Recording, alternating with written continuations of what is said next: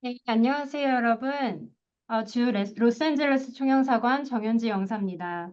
먼저 오늘 웨비나에 참석해주신 여러분들께 진심으로 감사드립니다. 2025년 현재 트럼프 2기 행정부에서 이민 정책이 다시 강화되는 흐름이 나타나고 있습니다. 특히 학생 비자 및 취업 비자 심사 기준이 엄격해지고 체류 자격 요건 또한 강화될 가능성이 높아지고 있는 상황입니다.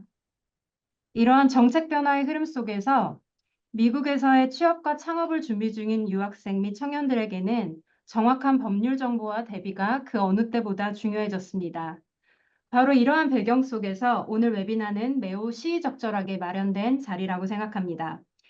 오늘 진행 순서는 먼저 제가 주 LA 총영사관에서 진행하고 있는 무료 법률 자문 서비스에 대해서 간단히 소개드리고 코트라 LA 무역관에서 6월에 있을 온라인 취업 박람회에 대해 간략히 소개해드리겠습니다. 그 이후에 취업 이민 전문 김덕균 변호사님과 스타트업 전문 성기현 변호사님께서 각각 강의를 해주시겠습니다. 이후 질의응답으로 행사를 마무리하도록 하겠습니다. 질문이 있으신 분들께서는 아래 Q&A 창에 질문을 입력해 주시면 해당 분야 변호사님께서 주어진 시간 내에 답변을 드릴 예정입니다. 먼저 LA 총영사관이 취업 및 창업과 관련해 무료로 지원하고 있는 법률 자문 서비스에 대해 소개를 해드리겠습니다. 이 서비스는 미국 내에서 취업을 준비 중이거나 이미 취업 중이거나 또 창업을 고려 중인 유학생 및 한인 청년들을 대상으로 하고 있고 실제 현장에서 활동 중이시고 오늘 웨비나에서 강연자이시기도 한 공관 자문 변호사님들께서 자문을 제공해주고 계십니다. 현재 취업 분야는 이민법 전문 김덕균 변호사님 그리고 창업 분야는 스타트업 전문 성기현 변호사님이 수고해주고 계십니다. 신청 방법은 간단합니다. 채팅창에 저희가 법률 자문 신청서를 올려드릴 텐데요. 이 신청서를 다운로드 받아서 작성하신 후에 공관 대표 메일로 이메일을 보내주시면 됩니다. 이메일 제목에 상담 분야를 꼭 기재해 주셔야 하는데요. 예를 들어서 취업 법률 자문, 창업 법률 자문 이렇게 머릿말을 달아서 보내주시면 됩니다. 그러면 저희가 접수된 신청서를 해당 변호사님들께 전달하고 변호사님께서 신청자에게 직접 자문을 제공해 주시게 됩니다. 모든 과정은 무료로 진행될 예정입니다. 따라서 필요하신 분들은 언제든지 부담 없이 신청해 주시면 감사드리겠습니다. 이상으로 법률 자문 서비스 안내를 마치고 다음으로 코트라 LA 무역관 박지혜 과장이 6월에 진행하는 온라인 취업 박람회에 대해서 간단히 소개해 드리겠습니다. 네, 안녕하세요. 저는 코트라 LA 무역관 박지혜 과장이라고 합니다. 저희는 K무브라는 해외 취업 지원 사업을 진행을 하고 있고요. 그중에 올 6월에 진행되는 온라인 채용 기획전 안내드리고자 간단하게 지금 화면 공유와 함께 소개해드리고자 합니다. 네, 저희 무역관은 근본에 좋은 기회로 한인 구인구직 사이트 헤이코리안과 2025 LA 태평양 지역 채용 기획전을 준비하고 있습니다. 금주 월요일부터 구직자 대상으로 신청 안내는 들어갔고요. 저희 기업이 신청과 이제 공고를 마무리해 주시는 대로 구직자분들께서도 6월 30일까지 자유롭게 신청하시고 기업을 만나셔서 면접까지 진행을 하실 수가 있습니다. 미국 내에서 취업을 희망하시고 현지에서 취업 준비하시는 많은 현지 유학생분들 그리고 잠재 구직자분들, 취업 희망자분들께 이 정보가 많이 도움이 되기를 바라며 관련해서 그 참여 방식이나 뭐 진행하는 과정에서 문의사항이 있으신 경우에 저희 하단에 있는 코트라 LA 무역과 문의처로 연락을 주시면 저희가 상세하게 궁금하신 부분들 모두 답변 드리도록 하겠습니다. 네, 이외에도 저희 무역관에서 다양한 취업 관련 행사들이 진행이 될 때마다 소개해 드릴 수가 있어서 취업 관련 궁금한 점 있으시면 언제든지 저희 무역관으로 문의 주시면 감사하겠습니다. 네, 박지혜 과장님 감사합니다. 다음으로는 김덕균 변호사님께서 미국 취업 관련 이민법 가이드를 주제로 20분 동안 강의해 주시겠습니다.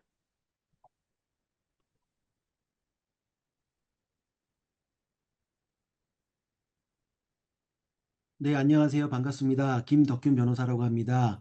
오늘 이 시간에 저는 미국 취업 관련된 이민법에 대해서 말씀을 나누고자 합니다.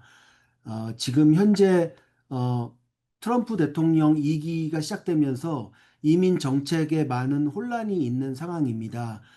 최근에 있는 예로 봤을 때 그 학생 비자로 계신 분들이 갑자기 국무성으로부터 학생 비자를 취소한다든지 또는 IC로부터 I-20를 캔슬한다는 그런 노티스들이 나왔을 정도로 지금 매우 혼란스럽고, 최근에 또 발표된 바에 의하면 지금 현재 해외 대사관에서 잠정적으로 새로운 학생 비자나 J 비자 그리고 또 M 비자에 대한 인터뷰를 잠정적으로 하지 않겠다라고 지금 발표가 났습니다.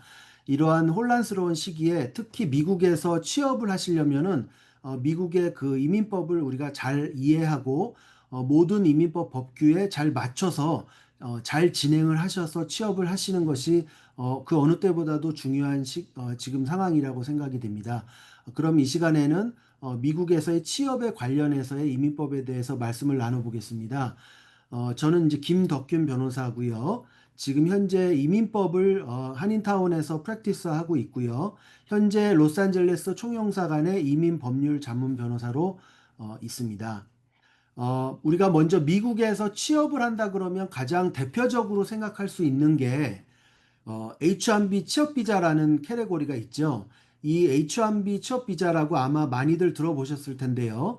이거는 취업 비자뿐만이 아니라 모든 미국의 비자를 관할하고 있는 이민법 조항 중에 H1B 조항에 해당이 되기 때문에 흔히들 H1B 취업 비자라고 불리고 있는데요. H1B 취업 비자에 관심이 있으신 분들은 내가 이 비자 캐테고리에 지금 해당이 되시는지 자격이 되시는지를 한번 보셔야 될 것 같은데, 일단 기본적으로 H1B 취업 비자는 대학교 학사 학위나 그 이상의 학위를 갖고 계신 분들이 본인이 일하고자 하는 그 직종이 최소한의 학사 학위나 그 이상의 학위를 요구하는 스페셜티 아큐페이션인 경우에 우리가 받을 수 있는 비자가 됩니다. 그래서 모든 직종에서 내가 전공한 직종의 모든 그 분야가 다 H1B를 받을 수 있는 건 아니고요. 가장 일반적으로 보편적인 예는 그 컴퓨터 사이언스 관련된 직종들, 뭐 IT 분야라든지 시스템 애널리스트라든지 소프트웨어 디벨로퍼 같은 분들이 취업 비자를 받으실 수 있고요. 또 그 외에도 엔지니어 전공하신 분들, 시빌 엔지니어, 일렉트리컬 엔지니어, 메케니컬 엔지니어 같은 그런 엔지니어 전공자 분들이시거나 그 외에 파이낸셜 애널리스트거나 어카운턴트거나 마켓 리서치 애널리스트, 그 외에 또 그래픽 디자이너, 뭐 이런 다양한 직종들이 있습니다. 그래서 이 H1B 비자를 받을 수 있는 그 자 포지션은 미국 노동부가 그 오넷이라고 하는 툴을 갖고 있는데, 이민국에서 이 오넷이라고 하는 툴을 통해서 이 포지션이 스페셜티 아큐페이션인지에 대한 여부를 판단해서 심사를 하게 돼 있습니다. 그리고 H1B에 대해서는 무엇보다도 H1B 비자를 그러면 우리가 고용주가 있어서 나를 H1B 비자를 스폰서 해주려고 하는 고용주가 있어서 내가 아무 때나 이거를 신청할 수 있느냐, 그런 건 아니고요. 일단 매년 H1B 비자를 미국 정부에서는 신규 6만 5천 개만 발급을 하고 있습니다. 그래서 그 6만 5천 개를 발급을 하고 있는데, 매년 신청을 원하는 사람들은 사실 이거보다 훨씬 많은 20만 명 이상의 신청자들이 원하는 분들이 있기 때문에 그래서 그 추첨을 매년 하게 돼 있고요. 그리고 이제 만약에 내가 미국의 대학에서 마스터리나 PhD 같은 그런 학위를 받았다 그러면 이 6만 5천 개의 그 캡 별도로 2만 개의 추가 캡이 있어서 미국에서 석사나 박사를 받으신 분들은 조금 더 수월하게 추첨에 당첨되실 수가 있으십니다. 그리고 이제 만약에 H1B를 본인을 위해서 스폰서를 해주시는 그 고용주가 만약에 그 학교라든지 아니면 비연구 연구 기관이라든지 정부 연구 기관인 경우에는 이러한 그 애뉴얼 캡에 상관없이 H1B 비자를 신청할 수가 있습니다. 그리고 이 말씀드린 6만 5천 개라고 하는 이 애뉴얼 캡은 처음 신규 H1B 비자를 받을 때만 해당이 되고요. 내가 기존에 있는 H1B 비자를 연장하거나 아니면 직장을 바꿔서 트랜스퍼를 한다든지 아니면 내가 A라고 하고 있는 지금 회사에서 근무하고 있는데 B라는 회사에 동시에 내가 취업을 원할 때는 이 캡에 적용을 받지 않고 이민국에다가 언제든지 신청을 하실 수가 있고요. 만약에 우리가 H1B 비자를 받게 되면 한 번에 3년을 체류 기간을 받게 되고요. 그리고 연장하실 수가 있어서 총 6년 동안 H1B 비자로 미국에서 체류하시면서 여기서 취업을 하실 수가 있는데요. 만약에 내가 6년의 기간을 모두 채웠다. 6년 기간 동안 H1B로 일을 하셨다 그러면 미국 밖에 나가셔서 해외에서 1년을 연속해서 거주한 후에 다시 6년을 새롭게 시작할 수가 있습니다. 그래서 H1B가 좋은 취업하는 데 있어서 좋은 비자 캐테고리가 될 수가 있는데요. 아까 잠시 말씀드린 대로 H1B는 받을 수 있는 숫자보다는 신청을 원하는 분들이 훨씬 더 많기 때문에 매년 먼저 온라인으로 등록을 한 다음에 추첨 과정을 밟아서 추첨에 당첨이 되신 분들만 H1B를 신청하실 수가 있습니다. 그래서 보통은 매년 3월 초쯤에 이제 등록을 시작할 수가 있고요. 이 등록은 H1B 비자를 원하시는 본인이 할 수 있는 건 아니고요. 우리에게 H1B 비자를 신청해주는 고용주가 온라인으로 등록을 하게 돼 있습니다. 그래서 보통 3월 중순에 보통 등록 마감이 되는데 이제 이민국에서는 매년 등록 마감일을 미리 공지해 주고요. 그리고 이제 3월 말쯤에 본인이 이 추첨에 당첨이 됐는지 그 결과를 발표합니다. 그래서 그리고 이제 이거 등록할 때 고용주가 등록할 때 내가 찬스를 높이기 위해서 여러 회사를 통해서 동시에 등록을 할 수가 없고요. 나의 여권 번호랑 내 이름 이런 모든 인적 사항이 다 들어가기 때문에 한 군데 회사에서 한 번만 등록이 되고요. 만약에 등록이 3월 말쯤에 당첨이 되었다고 연락이 고용주나 고용주의 변호사한테 오게 되는데 그렇게 되면 그 등록이 되신 분들이 4월 1일부터 매년 90일 동안 이민국에 서류 신청을 할 수 있습니다. 그리고 이제 4월 1일부터 신청을 해도 이게 승인이 만약에 먼저 나도 H1B로 내 체류 신분이 바뀌고 실제로 내가 H1B로 취업을 시작할 수 있는 거는 매년 10월 1일부터입니다. 이게 이민법상 매년 회계 연도가 10월 1일부터 시작하기 때문에 H1B 내가 신청을 하게 되면 H1B는 매년 10월 1일부터 내가 근무를 할 수가 있고요.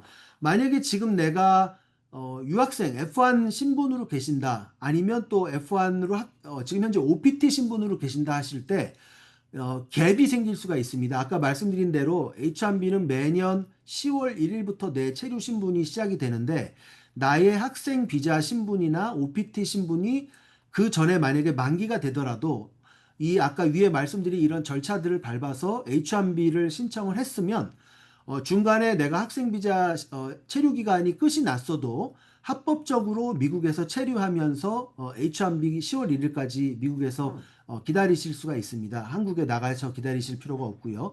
요거는 이제 F1 유학생들한테만 해당이 되시는 거고 제2 비자나 다른 비자 캐테고리로 계신 분들한테는 해당이 안 되게 돼 있습니다.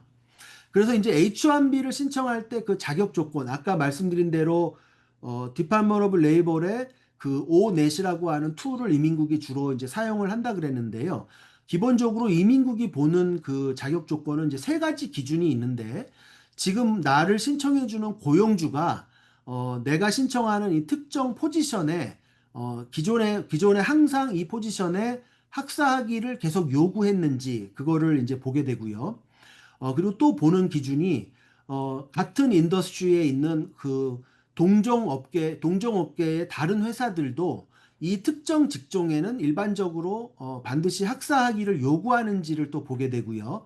그리고 이제 이민국이 또 보는 게 이 직종의 업무 내용이 굉장히 복잡하고 전문적이기 때문에 학위 취득 과정에서 필요한 지식이나 기술을 습득해야 되는 그런 복잡하고 전문적인 업무를 하는지 그런 것들을 기준으로 이민국이 심사를 하게 됩니다.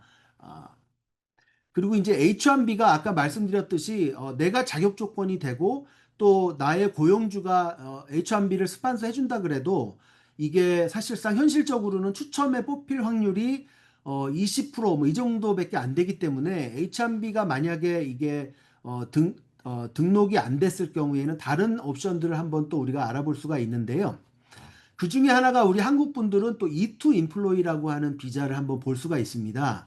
그래서 이제 E2 인플로이는 기본적으로 미국과 E2 비자 협정을 맺은 국가 출신의 신청자들한테 해당이 되는데 우리 대한민국은 미국과 E2 비자에 대한 비자 협정을 맺고 있기 때문에 우리는 E2 비자 그 신청을 할 수 있는 자격 조건이 되고요. 일단은 우리를 스폰서해주는 고용주 회사의 국적과 본인의 국적이 같아야 됩니다. 그러면 예를 들어서 아마존이라는 회사 또는 애플이라는 회사에서 E2 비자를 해주고 싶어도 그 회사들의 국적은 대한민국이 아니고 미국이기 때문에 신청을 해줄 수가 없고요. 그렇지만 만약에 우리 한국 기업체가 미국의 법인을 만들어서 지사로 있는 경우에 우리 한국 기업의 지사에서 E2 비자를 해줄 때는 국적이 같은 대한민국이기 때문에 자격 조건이 맞게 되는 거고요. 그리고 고용주가 어떤 그 법인이 아니고 개인인 경우가 있는데 이 경우에는 고용주가 만약에 개인이실 때는 그 개인분이 반드시 E2 비자를 소지하고 계셔야만 우리를 E2 인플로이 비자를 신청을 해 주실 수가 있고요. 만약에 한국 기업체가 미국 지사로 우리를 신청을 해줄 때는 여기 미국에 있는 지사의 그 소유권에 최소한 우리 대한민국 기업체가 50%의 소유권이 있는 경우에 일단 우리 E2 비자를 신청해 줄 수 있는 고용주로서의 자격 조건이 만족이 되겠습니다. 그리고 또 E2 인플로이가 되기 위해서는 우리 E2 인플로이 그 케이스를 신청해 주는 우리 고용주 회사가 미국에 상당한 액수의 투자를 한 경우에 해당이 돼서 우리 서류상 한국에서 송금이 온다든지 그런 걸 통해서 미국 지사로 많은 투자가 됐다는 것을 일반적으로 먼저 우리 자격 조건으로 우리 회사가 보여줘야 되고요.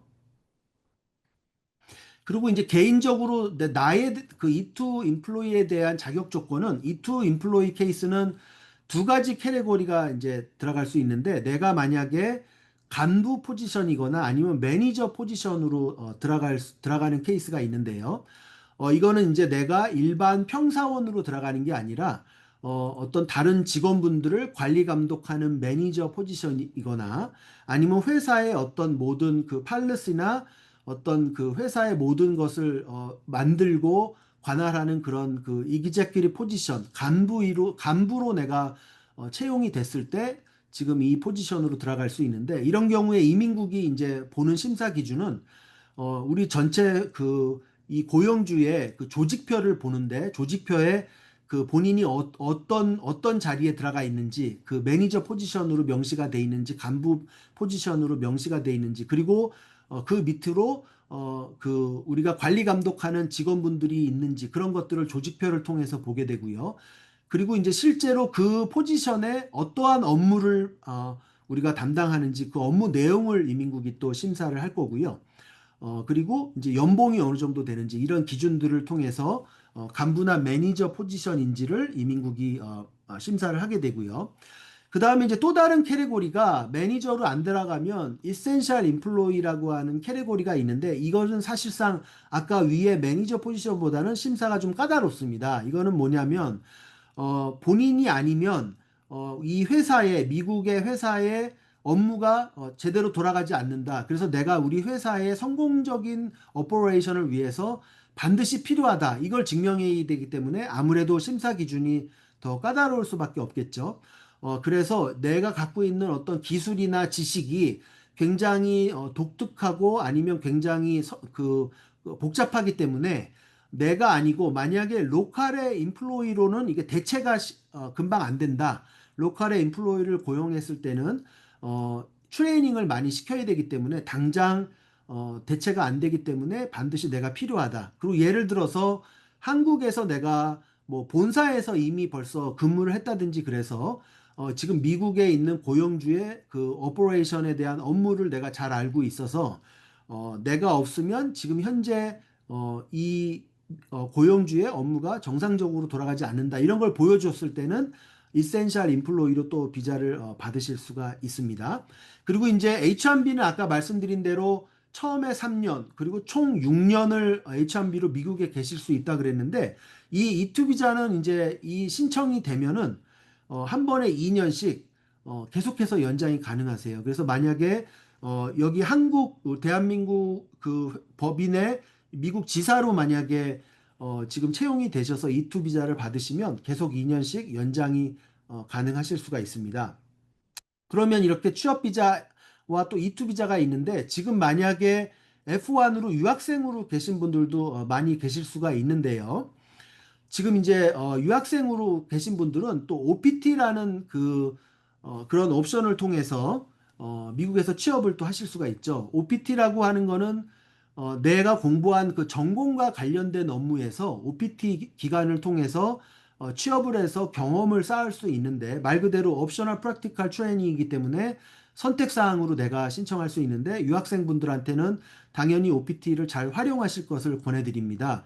그래서 일반적인 OPT는 총 1년 12개월 동안 OPT로 미국에서 취업을 하실 수 있는데 졸업 전에도 OPT로 취업 활동을 하실 수 있고 졸업 후에도 하실 수 있는데 대부분의 경우는 졸업 후에 하시는 것이 일반적이고요. 만약에 졸업 전에 OPT로 취업을 하신다 그러면 최소한 대학 과정을 1년을 먼저 마치셔야 OPT를 하실 수 있는 자격 조건이 주어지고요. 그리고 일단 학교를 다니시면서 취업을 하시는 거기 때문에 풀타임으로 공부를 하시면서 팔타임으로 주 20시간까지만 OPT로 일을 하실 수가 있습니다. 근데 한 가지 졸업하기 전에 만약에 OPT로 취업을 하시게 되면 어떠한 단점이 있냐면 내가 만약에 주 20시간 이렇게 근무를 한 경우 1년 동안 학교를 다니면서 OPT로 근무를 하셨다 그러면 졸업 후에 OPT는 12개월을 할 수 있는 게 아니고 6개월만 가능하게 됩니다. 그래서 일반적으로는 OPT를 학교 다닐 때는 하지 않고 졸업을 하시고 나서 12개월을 하시는 경우가 일반적이고요. 그리고 이제 졸업을 하신 다음에 1년 동안 OPT로 일을 하실 수 있는데 이 경우에도 반드시 주 20시간을 근무를 하셔야만 OPT로 합법 신분을 유지하시면서 취업 활동을 하실 수가 있고요. 그리고 OPT는 내가 졸업하기 90일 전부터 신청하실 수도 있고 아무리 늦어도 졸업하시고 60일 안에는 반드시 접수가 돼야만 OPT가 승인을 받으실 수가 있습니다. 그리고 또 CPT라고 하는 게 있는데 CPT라고 하는 거는 지금 유학생 F1 비자로 학교를 다니고 계시는 분들이 지금 만약에 학교와 고용주 간에 이미 합의가 된 그런 어떤 워크스타디라든지 아니면 인턴십 같은 거를 하면서 학교에서 내가 클래스를 택해서 학교 그 크레딧을 받으면서 일도 하는 이제 그런 프로그램이 되겠습니다. 그래서 학교에서 이미 승인이 된 그런 클래스에 내가 등록을 하고 예를 들면 뭐 비즈니스의 인턴십 같은 클래스를 택하게 되셔서 실제로는 학교에서 클래스에서 공부하는 것이 아니라 내가 근무지에서 취업하시면서 그걸로 또 학교 크레딧도 받는 이제 그런 프로그램이 되는데 CPT도 이용하시면 꽤 유용한 취업 기회를 활용할 수 있는 그런 툴이 될 수가 있는데요. CPT로 일을 하실 경우에는 페이를 받으셔도 되고 페이를 받지 않으셔도 상관이 없습니다. 그리고 이 CPT도 역시 바로 신청하실 수 있는 건 아니고요. 일단 1년의 그 학교 과정을 마친 후에 CPT를 내가 신청하실 수가 있고요. 그리고 주 20시간까지 팔타임으로 일하는 경우에는 앞으로 졸업하고 나서 OPT를 하는데 아무런 영향을 끼치지 않는데요.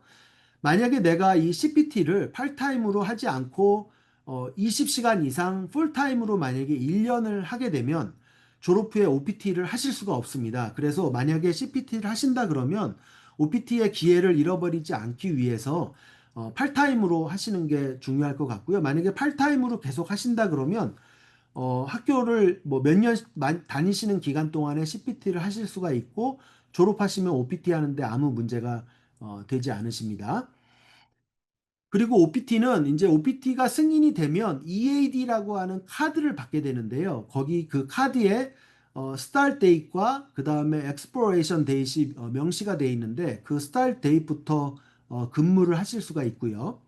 아까 좀 전에 말씀드렸듯이 일단 내가 OPT로 취업 활동을 할 때는 일주일에 뭐 5시간, 10시간 이렇게 하시면 안 되고 반드시 최소한 주 20시간 근무를 하셔야만 체류 신분이 유지가 되시는 거고요.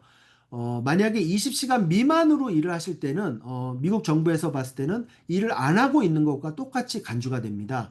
그래서 OPT로 내가 1년 동안 미국에 체류하는 동안에 총 내가 일을 안 할 수 있는 기간이 90일로 정해져 있습니다. 그래서 내가 예를 들어서 지금 OPT를 받았지만 아직 직장을 계속 구하고 있다든지 아니면 직장에서 어떤 이유로 돼서 내가 일을 그만두게 됐다든지 해서 총 1년 동안에 90일간은 일을 안 하셔도 상관이 없지만 이 90일이 넘어가면 내 체류 신분이 없어지고 사실 신분이 없어지기 때문에 한국으로 돌아가야 되는 상황이 되기 때문에 그 90일을 잘 유념하시는 게 좋을 것 같고요.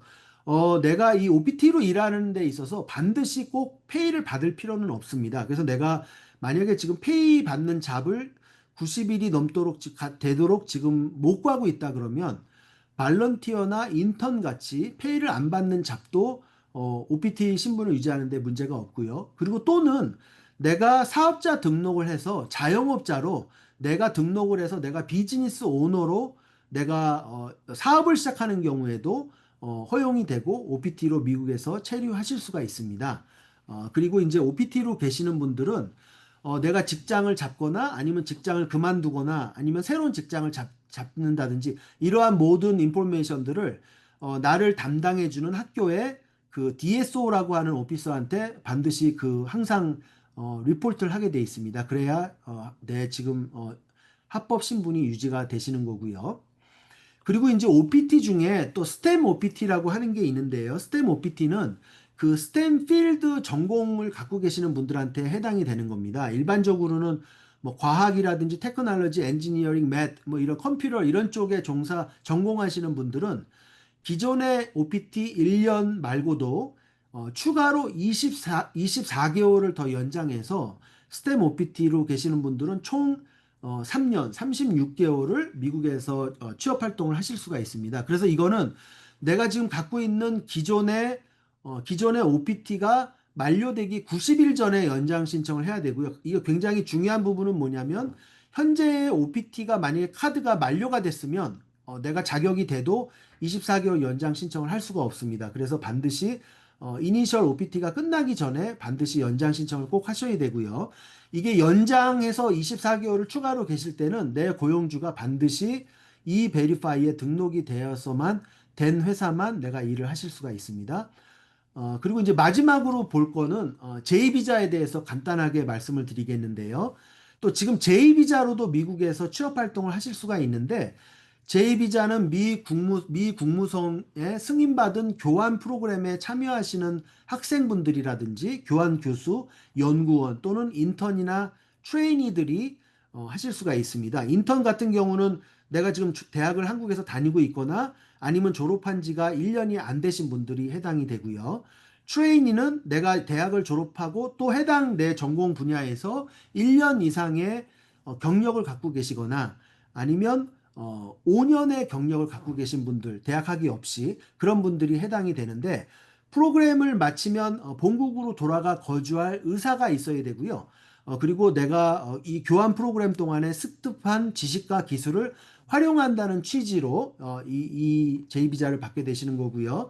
J비자의 스폰서는 공공 단체가 될 수도 있고 프라이빗 인스티튜션도 될 수가 있습니다. 국무성에서 승인만 받으면 되고요. 네, 그래서 아까 말씀드린 대로 그 인턴과 트레이니는 이제 뭐 대학에 다니고 계시는지 또는 대학 졸업하시고 1년 이상의 경력이나 학위 없이 5년의 이 경력이 있어야 되는 분들이 이제 해당이 된다고 아까 말씀을 드렸고요. J비자 프로그램이 종료가 되면 30일의 그레이스 피리어드가 있는데 이 기간 안에 이민국을 통해서 다른 비자 캐테고리로 신분 변경도 가능합니다. 이 30일 안에 F1이라든지 H1B라든지 O비자라든지 다른 비자로 체류 신분이 변경이 가능하고요. 그리고 또 J비자로 있으신 분들이 이게 마지막 내용은 J비자로 계신 분들이 본인의 비자를 한번 확인해 보시는데 거기에 212 조항에 본인이 해당이 된다고 만약에 비자에 명시가 되어 있으면 이분들은 J비자 프로그램이 끝나면 반드시 본국으로 돌아가서 2년을 거주해야 되는 거주 의무 조항에 해당이 되시는데요. 이런 분들은 만약에 J비자가 끝나고 한국으로 돌아가셔서 2년을 거주하든지 아니면 미국 국무성과 이민국을 통해서 그러지 않아도 된다는 웨이버를 받지 않으면 H1B 취업 비자나 L 비자라고 하는 주재원 비자, 그리고 K 비자인 약혼자 비자나 이민 비자, 영주권을 받을 수 없습니다. 그래서 2년을 거주하거나 아니면 웨이버를 받아야만 이런 특정 비자나 영주권을 받을 수가 있습니다. 이렇게 간략하게 미국에서 취업하실 수 있는 이민법 그 비자 캐테고리에 대해서 말씀을 드렸습니다. 감사합니다. 네, 김덕균 변호사님 유익한 강의 감사합니다. 오늘 웨비나에 참여해주신 분들 중에서 질문이 있으신 분들은 아래 보이는 Q&A 창에 질문을 입력해 주시면 저희 담당 변호사님들께서 이따 Q&A 시간에 답변을 해주실 수도 있고 또 틈틈이 이렇게 리플라이 형식으로 답변을 달아드릴 수도 있으니까요. 아래에 있는 Q&A 창을 좀 활용해 주시면 감사드리겠습니다. 네, 다음으로는 스타트업 전문 성기현 변호사님께서 미국 사업을 위한 미국 법인 설립과 직원 고용을 주제로 20분간 강의해 주시겠습니다. 변호사님 부탁드립니다.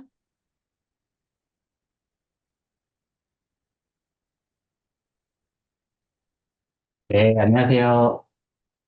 안녕하세요. 성경 변호사라고 합니다. 혹시 잘 들리시나요? 네, 잘 들립니다. 네. 네, 발표를 맡게 된 성경 변호사라고 합니다. 오늘 제가 좀 말씀을 나눌 주제는 미국에서 법인을 설립하는 거, 그리고 법인 운영과 관련된 이슈들, 그리고 이제 특히 고용과 관련된 부분에 대해서 좀 간단하게 말씀을 드리려고 합니다. 요즘 이제 특히, 미국 취업이 점점 더 불확실해지고 어려워짐에 따라서 미국에서 이제 창업을 생각하시는 뭐 F1 비자, 뭐 기타 뭐 H1B 비자 신분이신 분들도 많은 걸로 알고 있는데요. 오늘 제가 드리는 정보가 조금이라도 유익하고 도움이 되셨으면 좋겠습니다.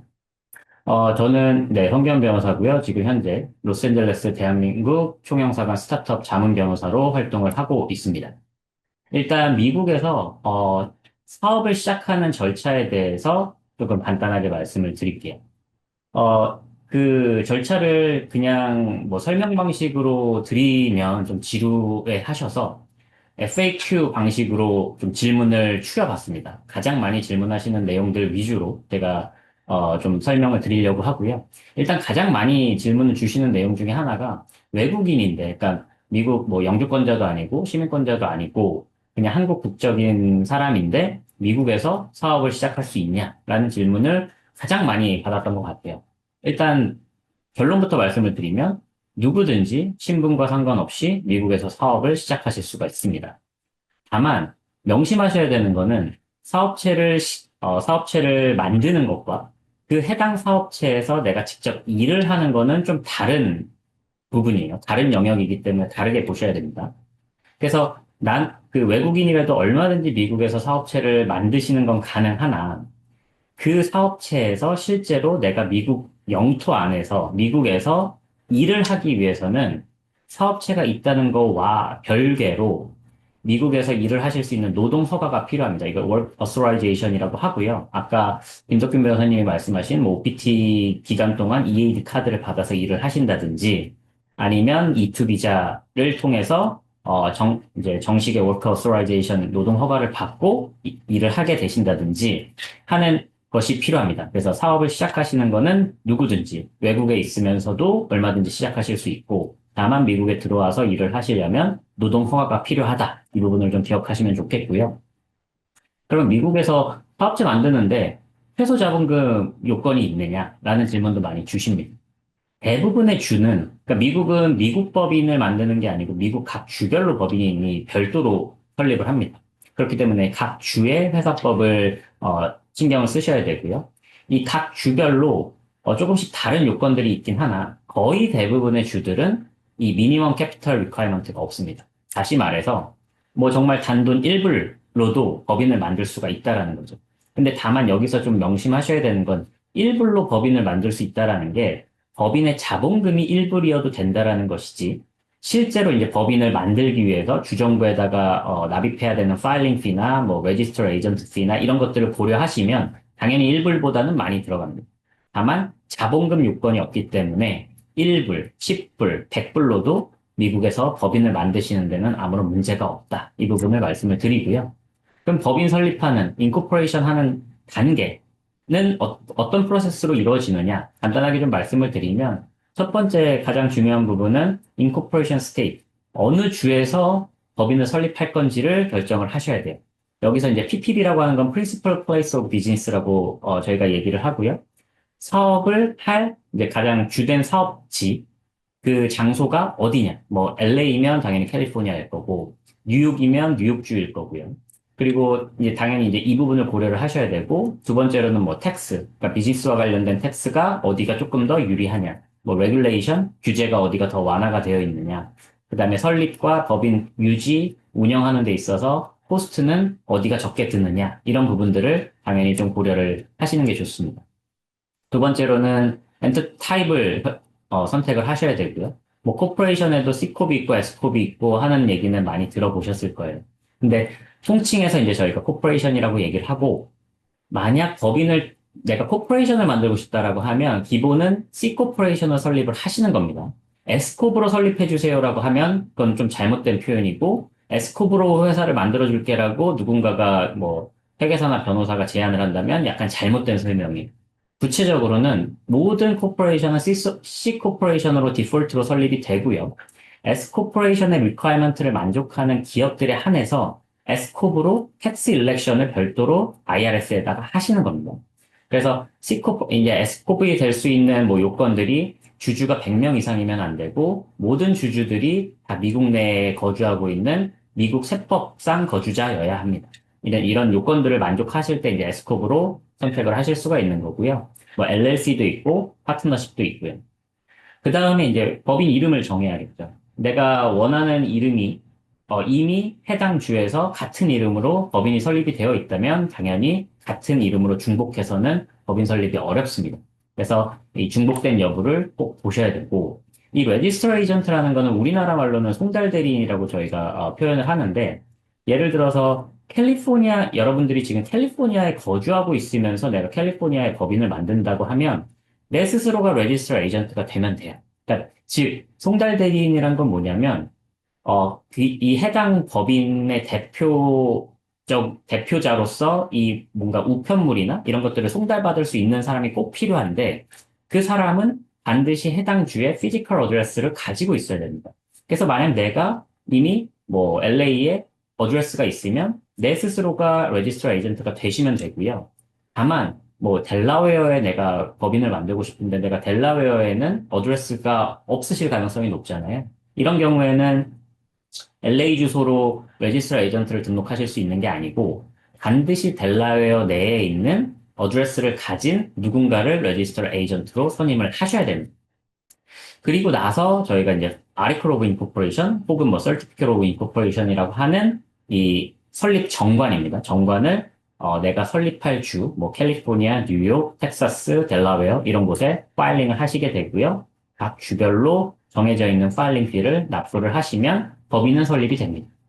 법인이 설립된 다음에는 기본적으로 이제 이 법인의 기본적인 어떤 바일로, 사규, 내규라고 하는 바일로를 이제 뭐 한국말로는 정관이라고 표현을 하는데, 바일로를 만드시는 게 필요하고, LLC 같은 경우에는 싱글 멤버 LLC일 경우에는 또 별도로 작성을 안 하시는 경우가 많은데, 2인 이상, 멀티플 멤버가 있는 LLC의 경우에는 오퍼레이팅 어그리먼트, 우리나라 말로는 뭐 운영 계약서라고 하는 것들을 이제 필수적으로 작성을 하시는 것이 좋습니다. 그래서 법인이라는 거는 그 한자에서 보시면 아시겠지만 사람 인자를 쓰지만 앞에 법률을 의미하는 법을 쓰거든요. 그러니까 법적으로만 존재하는 사람이에요. 그러면 내가 만든 법인이라고 하더라도 나 개인과는 분리해서 보셔야 됩니다. 그래서 내가 결정하는 것이 법인의 결정이라고 곧 동일하다라고 오해를 하실 수가 있는데, 반드시 이 포멀리티를 지키셔야 돼요. 그러니까 내가 결정을 할 거지만 내가 이 법인의 이사, 디렉터 아니면 LLC면 멤버로서 이런 결정을 내렸다라고 하는 어떤 오르거니제이셔널 미팅, 그러니까 회의록, 그 회의를 열고 회의록을 작성해 두시는 것이 반드시 필요합니다. 그리고 IRS의 EIN 넘버를 신청하셔가지고 발급받아야 되고요. 이 EIN 넘버가 뭔지는 뒤에서 조금 더 자세하게 말씀을 드리겠습니다. 그리고 이 EIN 넘버가 있어야 법인 계좌를 여실 수가 있고, 그리고 각 이 사업장이 위치한 뭐 시티나 카운티에서 필요한 비즈니스 라이센스나 아니면 뭐 예를 들어 내가 셀러스 퍼밋, 뭐 물건을 팔고 싶다라고 하면 셀러스 퍼밋, 아니면 내가 주류를 판매하고 싶다라고 하면 리커 퍼밋, 필요한 퍼밋을 받아서 사업을 시작하시게 됩니다. 그리고 뭐 애뉴얼로 혹은 바이애니얼로 2년마다 한 번씩 그 법인이 설립되어 있는 그 주에 리포트를 제출을 하셔야 돼요. 그러면 우리가 아까 그 법인을 설립할 스테이스를 선정을 해야 된다. 결정을 해야 된다라고 말씀을 드렸었는데 어떤 방식으로 결정하면 좋은지에 대해서 이제 질문을 많이 주시거든요. 일단은 뭐 많이들 어디선가 뭐 네바다나 와이오밍 이런 곳은 뭐 법인세가 없고 소득세도 적고 하니까 이런 곳에다가 법인을 열면 어떻겠냐라고 많이 질문을 주시거든요. 당연히 이제 이 텍스적인 부분을 고려를 안 하실 수는 없는데 사실은 실제로 법인이 운영될 곳이 어딘지가 매우 중요합니다. 왜냐하면 예를 들어서 내가 아무리 네바다 법인을 만들더라도 실제로 그걸 운영하는 운영자가 캘리포니아에 거주하고 있고 캘리포니아 레지던트면 그리고 사업장이 캘리포니아에 있으면 반드시 캘리포니아의 이 Certificate of Authority 다시 말해서 실제로 네바다 법인이긴 하지만 우리는 캘리포니아에서 사업을 할 거야 라고 하는 사업자 등록을 별도로 받으셔야 돼요. 그러면 이게 복잡해지는 게 뭐냐면 법인은 하나지만 두 군데의 주에 스테이트에 등록을 하셔야 되고 그러면 두 군데 주에 동시에 텍스를 내셔야 됩니다. 뭐 미니멈 텍스 각 주마다 설정되어 있는 미니멈 텍스를 내셔야 되기 때문에 이게 그냥 법인세가 없고 뭐 소득세가 낮고라고 하는 팩터만 가지고 결정을 하셨다가는 실제로 내가 어느 주에서 사업을 하는지 여부에 따라서 텍스를 중복해서 내셔야 되는 경우도 있어요. 그래서 보통은 뭐 델라웨어가 유리하다 뭐 많은 얘기들이 있는데 이 부분은 실제로 나중에 창업을 하실 때 다시 한번 좀 진지하게 고민을 해보시면 좋고 결론만 말씀드리면 본인이 거주하고 있는 스테이트의 법인을 만드시는 것이 가장 그냥 디폴트라고 보시면 되고요. 다만 예외적으로 나는 이 사업체를 만들어서 법인을 만들어서 외부 투자자들로부터 투자를 좀 많이 받고 싶다. 뭐 미국 내에 있는 VC나 투자자들로부터 투자를 받고 싶다라고 하면 델라웨어 C 코퍼레이션을 설립하시는 것이 가장 스탠다드하다라는 부분만 좀 말씀을 드립니다. 앞서서 이제 EIN 넘버에 대해서 말씀을 드렸죠. Employer Identification Number라고 하는 약자고요. IRS에서 발급하는 텍스 아이디입니다. 텍스 파일링, 뭐 그다음에 이 법인에서 직원을 고용할 때, 그다음에 뱅크 어카운트 열 때 다 필요한 가장 기본적인 넘버라고 보시면 되고요. 사람으로 치면 뭐 소셜 넘버와 같은 거죠. 그래서 온라인으로 신청하실 수 있고, 혹은 뭐 팩스로도 신청을 하실 수가 있습니다. 다만 일단 법인이 설립된 다음에 신청을 하실 수가 있어요. 그리고 이제 또 한국에, 뭐, 여기 오늘 들어오신 분들 중에 미국 거주자가 아니고 한국에 계신 분들도 혹시 있을 수 있어서, 그리고 한국에 계신 분들이 많이 문의하시는 것 중에 내가 한국에서 미국에 법인을 만들고 싶은데 미국을 꼭 방문을 해야 되는지, 아니면 뭐 리모트로도, 법인 설립이 가능한지 많이 물어보시는데요. 일단은 거의 뭐 대부분의 주에서 온라인으로 다 법인 설립을 하고 있습니다. 결국엔 해당 스테이트의 거주자가 아니어도 당연히 리모트로 다 법인 설립이 가능하다는 얘기고요. 다만 일부 단계에서 뭐 예를 들면 뱅크 어카운트를 연다든지 하는 부분에 있어서는 개인적으로 그 은행에 방문하셔야 되는 경우들이 있어요. 그런 케이스들이 있기 때문에 특히 외국인의 경우에는. 그래서 이런 경우에는 은행 계좌 개설 때문에 이제 뭐 한 번은 미국을 방문을 하셔야 된다거나 아니면 온라인 서비스만 하는 인터넷 뱅크에서 이제 그 법인 계좌를 여실 수가 있습니다. 가장 중요한 건 결국 비용이잖아요. 돈이 얼마 정도 드느냐. 뭐 예를 들어서 오늘 지금 듣고 계신 분들 중에 내가 OPT를 신청을 했는데 지금 취업이 안 되고 있어서 일단 셀프 임플로이먼트라도 법인을 만들고 예를 들면 그 OPT 기간을 좀 연장을 하고 싶다. 언임플로이드 피리어드가 90일 이상 넘어가지 않도록 하고 싶다라고 하셔서 법인 설립을 고려하고 계시다면 사실 비용 부분을 좀 뭐 주의 깊게 보셔야겠죠. 이 부분을 보실 수밖에 없고 결국에는 아까 자본금 요건은 없다라고 말씀을 드렸어요. 그러면 회사의 자본금은 1불이어도 상관이 없습니다. 다만 그 법인을 만드실 때 각 주에 납부하셔야 되는 파일링 피가 주마다 조금씩 달라요. 적은 곳은 뭐 몇십 불 수준인 곳도 있고요. 뭐 캘리포니아 같은 경우에는 코퍼레이션은 100불, LLC 같은 경우에는 70불, 뭐 델라웨어 같은 경우도 뭐 LLC 같은 경우에는 기본 110불, 뭐 코퍼레이션 같은 경우에는 100불, 90불 뭐 이렇게 됩니다. 그래서 어떤 주는 이게 뭐 800불까지 올라가는 경우도 있어요. 그래서 주마다 조금은 다른데 수십 불에서 수백 불 단위다라고 생각을 하시면 되고, 아까도 말씀드렸다시피 만약 레지스터 에이전트를 꼭 둬야 된다. 내가 델라웨어의 법인을 만들고 싶다. 나는 캘리포니아 레지던트인데 델라웨어의 법인을 만들고 싶다라고 하면 델라웨어의 송달 대리인을 두셔야 되고, 이 송달 대리인 비용이 뭐 연간 기준으로 뭐 50불에서 100불, 150불 뭐 그렇게 비싸진 않습니다. 하지만 이제 추가 비용이 발생할 수 있고, 이 모든 설립 절차를 뭐 변호사나 회계사 등 서비스를 받아서 진행하신다고 하면 그 비용이 들어갈 것이고요. 그래서 전체적인 비용, 아까 뭐 최소 자본금 요건은 없기 때문에 최소 자본금은 뭐 1불, 10불로 하시더라도 그 외에 나머지 비용들이 뭐 적게는 500불, 뭐 큰 로펌을 쓰셔서 이 인코퍼레이션을 진행하신다면 만불 단위로 올라갈 수도 있습니다. 얼마나 걸리나, 이 법인을 만드는데 얼마나 걸리는지에 대해서 말씀을 드리면, 일단 각 주별로 일반 서비스가 있고 급행 서비스가 있어요. 근데 대부분의 주에서는 이제 급행 서비스를 가지고 있는데 당연히 이제 추가 요금을 받겠죠. 그래서 급행 서비스로 진행을 하시면 아주 빠르면은 뭐 2시간 만에 나오는 급행도 있고, 물론 비용이 어마어마하게 비쌉니다. 다만 뭐 일반적인 급행 서비스의 경우에는 보통 한 2, 3영업일 안에 대부분의 이 비즈니스가 설립이 완료가 되는 편이에요.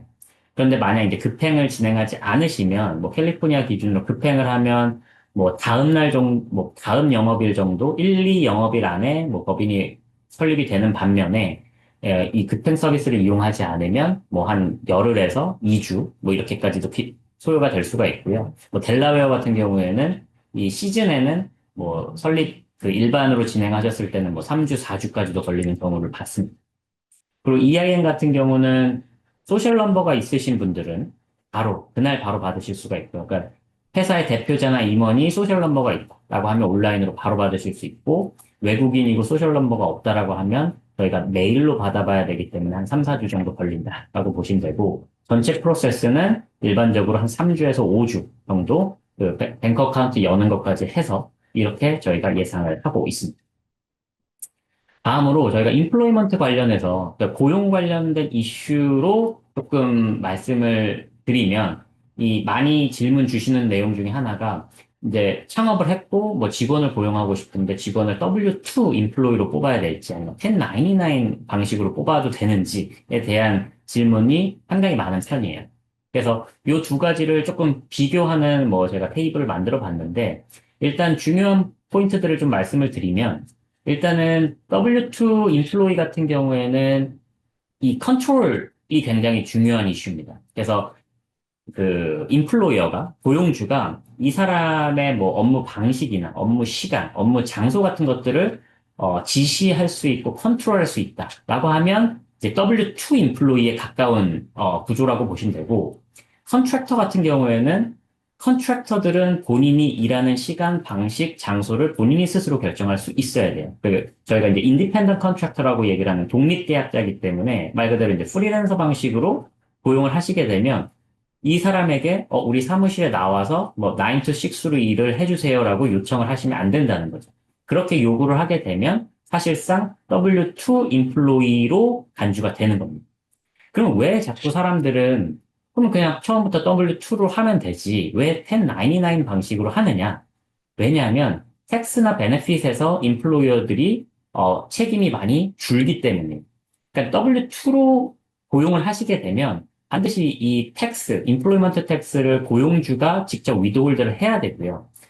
직접 이제 원천 징수를 해서 이거를 이제 주정부랑 그다음에 이제 IRS에 납부를 하셔야 되는데, 컨트랙터들에게는 내가 예를 들어서 너한테 월 5,000불을 줄게 하면 텍스 부분을 신경 안 쓰고 그냥 그로스로 5,000불을 주면 끝나요. 그리고 그 컨트랙터가 직접 본인이 받은 5,000불에서 인컴 텍스를 본인이 스스로 내기 때문에 회사 입장, 고용주 입장에서는 훨씬 유리한 방식인 거죠. 베네핏도 줄 필요 없고요. 인플로이 같은 경우에는 뭐 헬스, 뭐 인슈런스라든지 PTO라든지 뭐 이런 부분에 대해서 이제 베네핏을 항상 신경을 쓰셔야 되고, 당연히 이제 리걸 프로텍션도 훨씬 두텁습니다. W2 인플로이의 경우에는 뭐 미니멈 웨이지, 오버타임, 식리브 이런 거 다 해당되는데, 컨트랙터는 아무것도 이제 보장이 안 되죠. 그래서 결국엔 코스트 때문이고, 터미네이션 때문인데, 코스트 부분이 뭐냐면, 고용주가 텍스도 적게 내고 싶고, 보험도 안 해주고 싶고, 뭐, 베네핏도 비용이 많이 들어가니까 안 해주고 싶어요. 그래서 이 사람을 컨트랙터로 뽑습니다. 근데 실제로 일은 인플로이처럼 시켜요.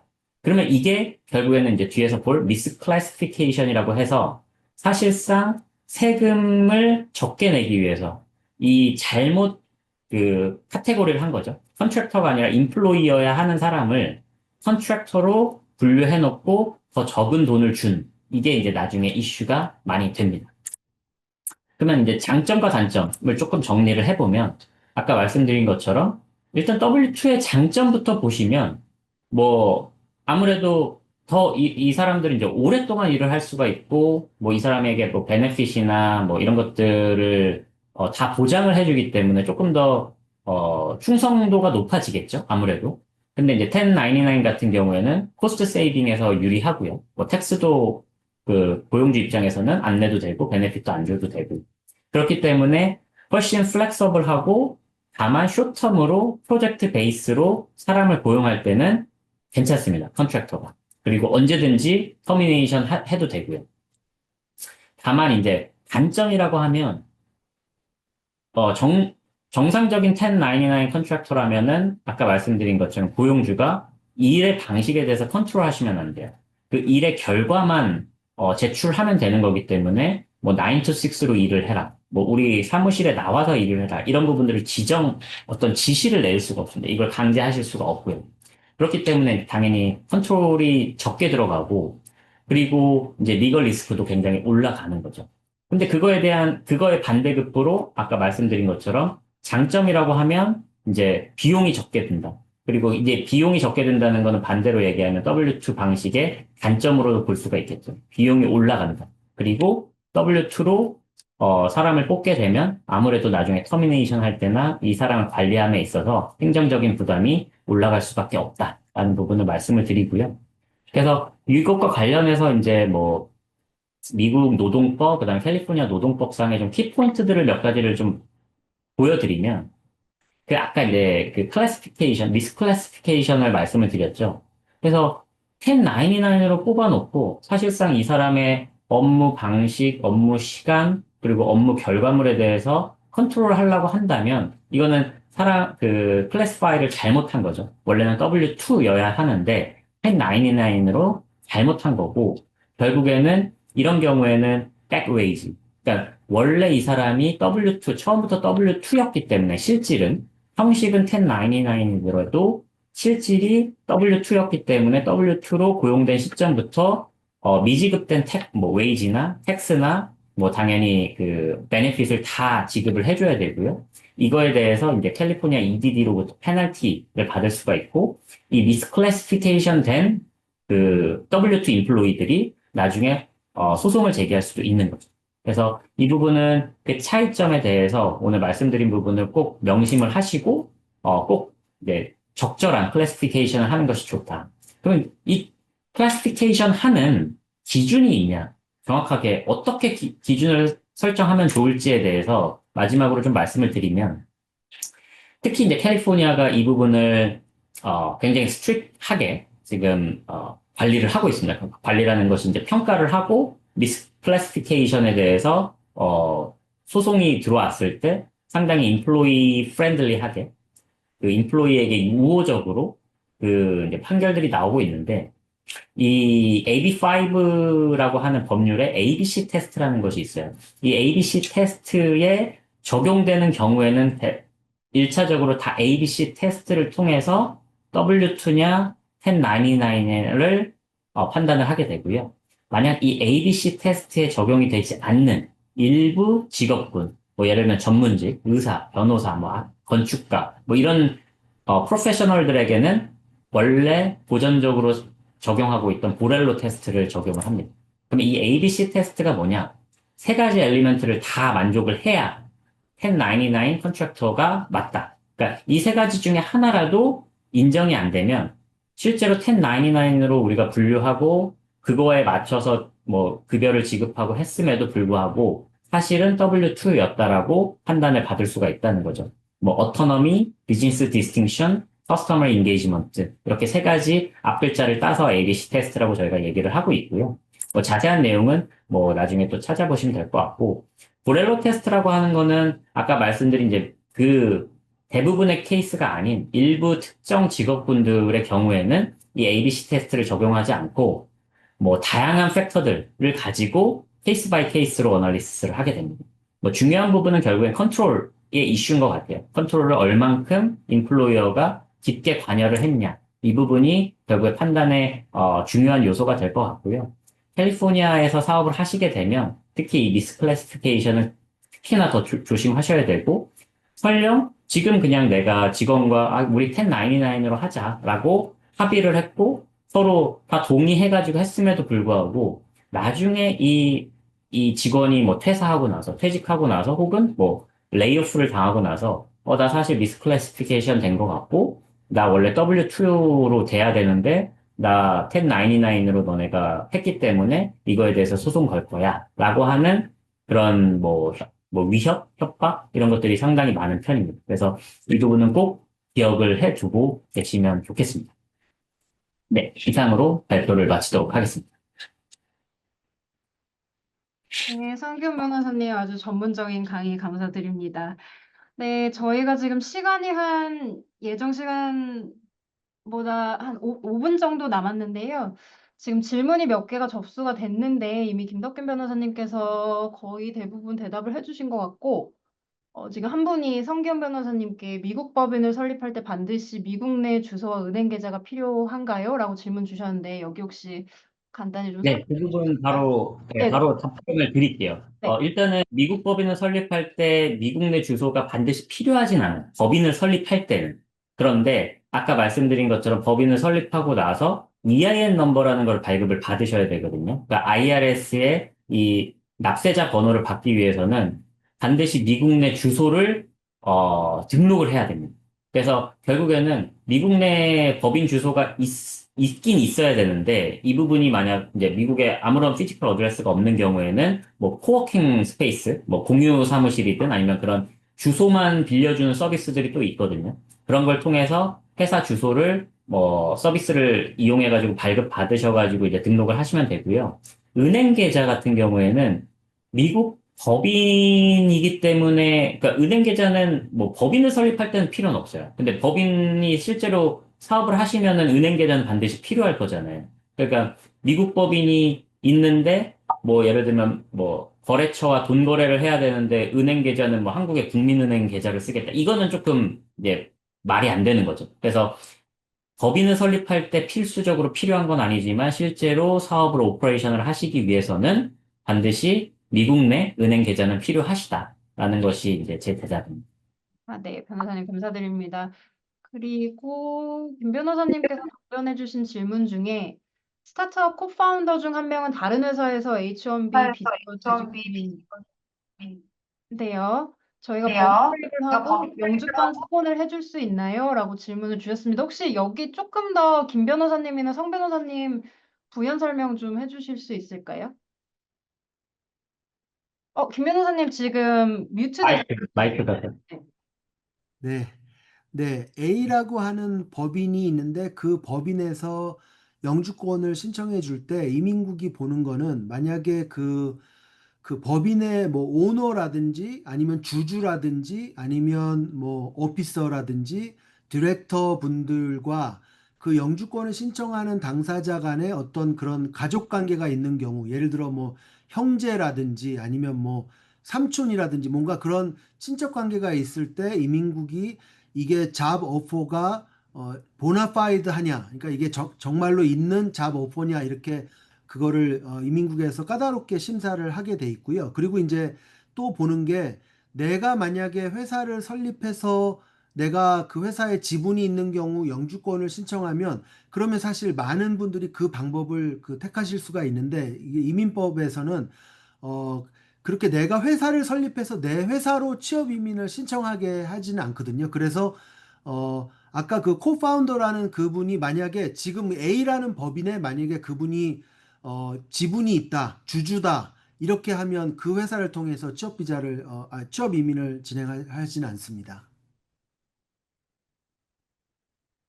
네, 감사합니다. 지금 질문이 하나 더 들어왔는데요. 시간 관계상 요거 마지막 질문으로 하도록 하겠습니다. 한국에서 투자받은 자금으로 미국에서 스타트업을 설립하려면 자금 출처 증빙이 어느 정도 요구가 되나요? 감사 관련 리스크가 있나요? 혹시 성관 선생님 대답 부탁드릴까요? 네. 지금 이 질문이, 그러니까 한국에서 투자받은 자금으로 뭐 미국에서 자회사 형태로 스타트업을 설립하시는 거를 말씀하시는 것 같은데요. 뭐 자금 출처 증빙 같은 경우에, 그러니까 예를 들어서 뭐 그냥 미국에서 법인을 만들고 거기에 자본금을 보내실 때는 사실 자금 출처에 대한 증빙이 필요하진 않아요. 다만 이제 뭐 자금 출처 증빙을 요구하는 경우를 생각을 해보자면, 굳이 생각을 해보자면, 이제 창업자분들이 뭐 이투 비자를 신청을 하셨을 때, 이 투자금의 출처, 뭐 예를 들면 투자금이 실제로 그 신청자가 합법적으로 이제 뭐 어떤 취득한 금원이라는 그 전제 조건 때문에 이제 뭐 증빙을 요구할 수는 있긴 한데, 그냥 일반적으로 예를 들어서 한국에서 사업을 하시다가 미국에 자회사를 만들고 그 자회사에 자본금을 쏠 때는 뭐 그게 어디서 나왔는지, 그 돈이 뭐 실제로 사업을 해서 번 돈인지, 투자를 받은 돈을 가지고 자본금을 하는 건지에 대해서는 뭐 별도로 미국 사이드에서는 특히 뭐 이거에 대해서 감사를 하거나 그런 거는 없는 걸로 알고 있고요. 이제 이거를 외국한 송금을 할 때 이제 한국은행이나 외국한 거래은행에 신고를 하셔야 되는데 그때도 뭐 자회사에 대한 자본금 송금 이런 식으로 카테고리를 정해서 보내시면 이 돈이 실제로 어떤 명목으로 출처인지까지는 확인하지 않는 걸로 알고 있습니다. 그래서 특별히 뭐 감사 관련된 리스크가 있다라고 보이진 않습니다. 네, 답변 감사드립니다. 저희가 오늘 시간 관계상 웨비나는 여기까지 진행을 해야 할 것 같고요. 더 질문이 있으신 분들은 제가 앞서서 설명드린 저희 공관 법률 자문 서비스를 신청해 주시면 오늘 웨비나에서 강연해 주신 김덕균 변호사님과 성기현 변호사님께서 친절히 또 상담을 드릴 예정입니다. 신청서는 채팅방에 올려져 있고 공관 홈페이지에서도 다운받으실 수 있습니다. 네, 그럼 오늘 참석해주신 모든 여러분들 감사드리고요. 이것으로 오늘 웨비나를 마치도록 하겠습니다. 모두 편안한 저녁 되시길 바랍니다. 감사합니다. 감사합니다. 수고하셨습니다. 감사합니다. 감사합니다.